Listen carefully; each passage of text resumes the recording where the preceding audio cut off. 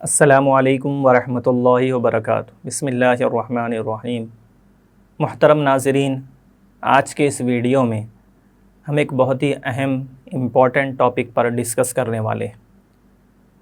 سفر کرنا بعض وقت انسان کی مجبوری ہوتی ہے، بعض وقت ضرورت ہوتی ہے، بعض وقت سفر مقدس بھی ہوتا ہے، جیسے حج و عمرے کے لیے ہم سفر کرتے ہیں۔ کام کاروبار کے لیے بھی اس اسفار ہوتے ہیں، تو کئی مسائل اس سلسلے میں پیدا ہوتے ہیں۔ سفر اور حضر میں کئی مسائل پیش آتے ہیں، کئی مسائل میں فرق بھی پڑتا ہے۔ بنیادی طور پر سفر کے سلسلے میں جو بات ہونی چاہیے وہ ہے وطن کون سا ہوتا ہے۔ وطن دو قسم کے ہوتے ہیں، ایک وطن اصلی ہوتا ہے اور ایک وطن عارضی اور وطن اقامت بھی اس کو کہا جاتا ہے۔ دونوں میں سب سے پہلے ہم دونوں کی تعریف سنیں گے، سب سے پہلے دونوں میں فرق کو سمجھیں گے، پھر دونوں میں عمل کا فرق کتنا کیسا ہوتا ہے وہ ہم دیکھیں گے۔ محترم ناظرین، وطن اصلی یعنی انسان کے پیدا ہونے کی جگہ، جہاں پر اس کا گھر، کاروبار، اہل و عیال ہیں، جہاں پر وہ رہتا ہے مستقل، وہاں پر اس کے رہنے کی نیت ہے۔ یہ تو ہو گیا وطن اصلی۔ اور ایک ہوتا ہے وطن عارضی، وطن اقامت، یعنی جہاں پر انسان 15 دن یا اس سے زیادہ رہنے کی نیت سے جاتا ہے، ٹیمپرری رہنے کی، رہائش کی وہاں پر اس کا ارادہ ہوتا ہے۔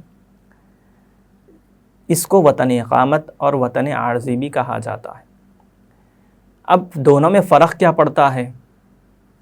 اور دونوں میں یا دو حالتوں میں، یعنی انسان حضر میں ہے، جس کو یعنی اپنے وطن میں ہونے کو حضر کہا جاتا ہے، اور سفر تو سفر ہے۔ حضر اور سفر میں بنیادی طور پر جو سب سے پہلا فرق ہوتا ہے وہ نماز کا فرق ہے۔ ہوتا یہ ہے کہ وطن اصلی اور وطن اقامت میں، یہاں پر جہاں پر انسان نے 15 دن یا اس سے زیادہ ٹھہرنے کی نیت کر لی ہے، تو یہ دونوں جگہوں پر وہ مقیم سمجھا جاتا ہے۔ مقیم مطلب سمجھنے کی وجہ سے 4 رکعت والی نماز وہ 4 رکعت ہی پڑھتا ہے۔ جب اس کے اوپر سفر کی حالت ثابت ہو جاتی ہے، وہ مسافر کہلانے کے قابل بن جاتا ہے، تو پھر اس پر 4 رکعت والی نماز 2 رکعت پڑھنا واجب ہو جاتا ہے۔ اور یہ 2 رکعت پڑھنا ضروری ہے، اختیاری نہیں ہے۔ یعنی مثال کے طور پر میرے پاس وقت ہے، میں 2 رکعت نہیں 4 رکعت ہی نماز پڑھوں گا، اس طرح نہیں ہے۔ جب حالت سفر آپ کے اوپر ثابت ہو جائے گی تو تب 4 رکعت والی نماز 2 رکعت پڑھنا ہی ضروری ہے۔ یہ سب سے پہلی بنیادی بات ہو گئی۔ اس کے بعد ہم 3-4 مسائل کے اندر بنیادی طور پر وطن اصلی اور وطن عارضی اور اقامت میں جو فرق ہوتا ہے اس کو سمجھنے کی کوشش کریں گے، اور کس وطن سے کون سا وطن ختم ہو جاتا ہے یہ بھی ہم آج اس مختصر سے ویڈیو میں جاننے کی کوشش کریں گے۔ سب سے پہلی بات تو یہ ہے کہ وطن اصلی سے ختم ہو جاتا ہے، یعنی کہ انسان کا ایک وطن اصلی ہے جہاں پر وہ مستقل طور پر رہتا ہے، اس کے اہل و عیال ہیں، گھر کاروبار وغیرہ سب کچھ ہے، تو پھر وہ اس وطن کو چھوڑ کر کسی اور جگہ پر منتقل ہو جائے، تو اب وہ ان دونوں وطنوں کے درمیان میں مسافت سفر ہو یا نہ ہو۔ ایک امپورٹنٹ پوائنٹ بیچ میں یہ سمجھنا ہے ہمیں، مسافت سفر کس کو کہتے ہیں؟ یعنی انسان 48 میلز اپنے وطن سے دور ہو جائے، یا پھر 77.24 کلومیٹر اپنے وطن سے دور ہو جائے، تو اس کو مسافت سفر کہا جاتا ہے۔ تو انسان اپنے وطن اصلی کو چھوڑ کر دوسرے وطن اصلی میں منتقل ہو جائے، اب وہ چاہے درمیان کی جو فاصلہ ہے وہ مسافت سفر کے برابر ہو یا نہ ہو، لیکن جب اس نے سب کچھ چھوڑ کر دوسری جگہ پر وہ منتقل ہو گیا تو پہلا وطن اصلی اس دوسرے وطن اصلی سے ختم ہو جائے گا۔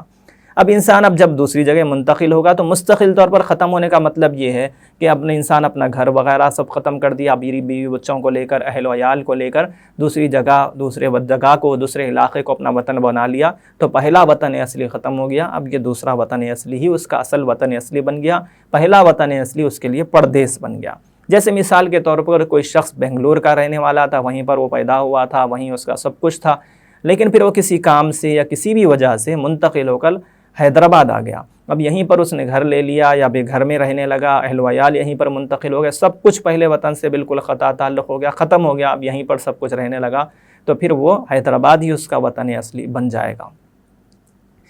حیدرآباد جب اس کا وطن اصلی بن گیا تو پھر جب وہ کسی کام کی وجہ سے 15 دن سے کم کی نیت کر کے دوبارہ بنگلور کی طرف جائے گا، تو پھر وہ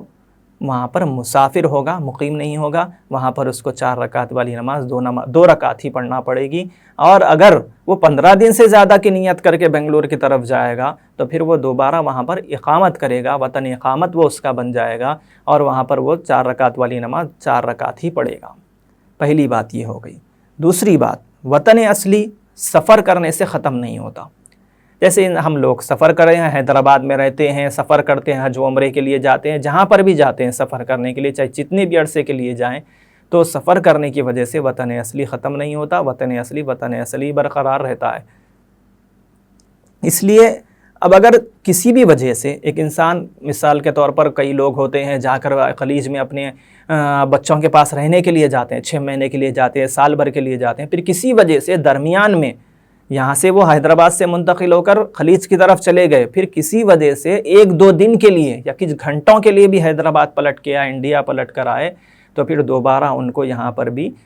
مکمل نماز ہی پڑھنا ہوگا۔ تھوڑی دیر کے لیے بھی اگر وہ آئیں تب بھی ان کا وطن اصلی ختم نہیں ہوگا، یہاں پر وہ مقیم ہی سمجھے جائیں گے، نماز مختصر نہیں ہوگی۔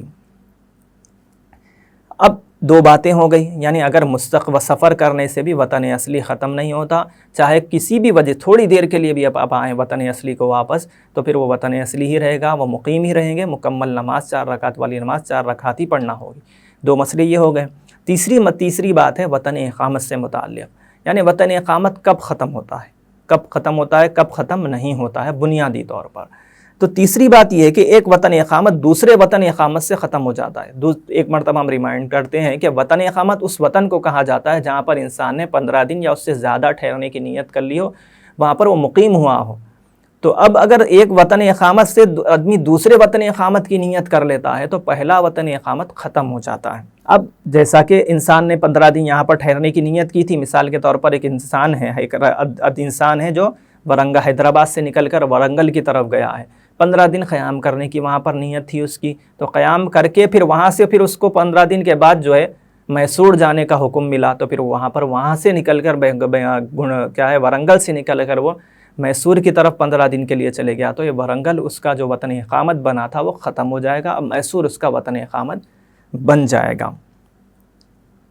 اور ایک بات یہ ہو گئی، تو ایک سب سے وطن اقامت ہی سے ختم ہو جاتا ہے۔ اسی طرح وطن اقامت دوبارہ پلٹ کر اپنے وطن اصلی کی طرف آنے کی وجہ سے بھی ختم ہو جاتا ہے۔ جیسے انسان ابھی جو ہے ایک انسان جاب کی وجہ سے کسی بھی لیے ورنگل کی طرف گیا تھا، اس کو وطن اقامت بنایا تھا، 15 دن یا اس سے زیادہ ٹھہرنے کی وہاں پر اس نے نیت کر لی تھی، پھر پلٹ کر وہ حیدرآباد کو آیا، تو پھر وہ دوبارہ وطن اصلی میں ہی آ گیا۔ یہاں پر چاہے وہ 1 گھنٹے کے لیے یا چند دن کے لیے یا کچھ وقت کے لیے بھی آئے گا تو مقیم ہی سمجھا جائے گا، یہاں پر اس کو مکمل نماز ہی پڑھنا ہوگی۔ اب جب وہ دوبارہ پلٹ کر جائے گا، مثال کے طور پر ایک انسان حیدرآباد سے ورنگل کے لیے گیا تھا، اب ورنگل میں جانے کے بعد اس کو وہاں پر وہ مستقل 15 دن کی تو اس کی نیت تھی، لیکن جب وہاں سے وہ نکل رہا تھا تو پھر اس کو یہ پتہ تھا یا اس کو یہ جیسا آرڈر ملا تھا، جاب تھی، جو بھی کام اس کو وہاں پر تھا، کہ اس کو یقینی طور پر یہ پتہ تھا کہ مجھے دوبارہ یہاں پر لوٹ کر آنا ہے، تو وہاں پر وہ اپنا بستر، کچھ ساز و سامان وہاں پر چھوڑ کر آیا تھا۔ تو اگر اس طرح اگر کوئی چھوڑ کر آئے، پھر وہ ورنگل سے نکل کر حیدرآباد واپس پلٹ کر آ گیا، پھر حیدرآباد سے پھر وہ دوبارہ 2 دن کے لیے ہی ورنگل گیا، ایک مرتبہ وہ پہلے 15 دن کی اقامت کی نیت سے وہاں پر ٹھہر چکا ہے، پھر اب دوبارہ پلٹ کر ورنگل کی طرف گیا صرف 2 دن کے لیے، تو بھی وہ مقیم ہی ہوگا۔ جیسے کہ طلبہ کا، جاب کرنے والوں کا ہوتا ہے، مدرسے کی نیت سے جاتے ہیں، پھر کسی چھٹی وغیرہ کی نیت سے پلٹ کر آتے ہیں، پھر کسی کام کی وجہ سے دوبارہ وہ اپنے وطن اقامت کی طرف گئے، تو پھر وہ وہاں پر مقیم ہی کہلائیں گے، ان کو نماز میں قصر نہیں کرنا ہے، مکمل نماز پڑھنی ہے۔ کیونکہ وہاں پر انہیں کچھ عارضی سامان وہ چھوڑ کر آئے تھے، بستر، روم وغیرہ جو ہوتا ہے اس طرح چھوڑ کر آنے کی وجہ سے وہ مستقل نماز وہاں پر ان کی ہوگی۔ لیکن اگر کوئی انسان ایسا کچھ بھی کوئی ساز و سامان نہ چھوڑے، بلکہ سیدھا وطن اقامت سے نکل کر اپنے وطن اصلی کی طرف آ جائے، یا وہاں سے کسی اور وطن اقامت کی طرف چلا جائے، دوسرے وطن کی دوسری جگہ پر 15 دن سے زیادہ ٹھہرنے کی نیت سے چلا جائے، تو پہلا وطن اقامت ختم ہو جائے گا۔ اب اگر پھر پلٹ کر، مثال کے طور پر انسان حیدرآباد سے ورنگل گیا 15 سے 20 دن کے لیے، پھر وہاں سے ورنگل سے میسور کی طرف چلے گیا 15 سے 20 دن کے لیے، پھر 1 دن کے لیے ورنگل پلٹ کر آیا، حالانکہ اس کی پلٹ کر آنے کی نیت نہیں تھی، کسی وجہ سے آیا، تو پھر یہاں پر وہ مسافر ہوگا، قصر کرے گا، کیونکہ اب وہ اس کی اقامت پہلے ہی ختم ہو چکی تھی۔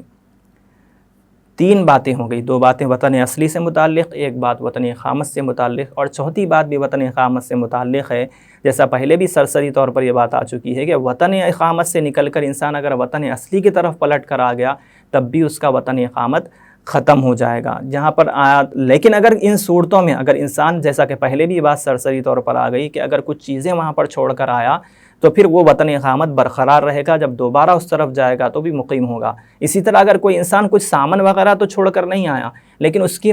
پلٹ کر آنے کی یقینی طور پر نیت ہے کہ انسان حیدرآباد سے ورنگل کی طرف گیا، 15 دن رہا کرا، پھر پلٹ کر آ گیا، لیکن وہ یقینی طور پر یہ نیت کے ساتھ واپس آیا کہ مجھے دوبارہ وہاں پر جانا ہے، کسی بھی کام کی وجہ سے ہو، تو پھر وہ اقامت وطن اقامت برقرار رہے گا۔ دوبارہ جب یہ وہاں پر جائے گا تو پھر وہاں پر وہ مکمل طور پر مکمل نماز ہی پڑھے گا، نماز میں قصر اس کا وہاں پر نہیں ہوگا۔ جیسے مثال کے طور پر یہ بات آ ہی چکی ہے کہ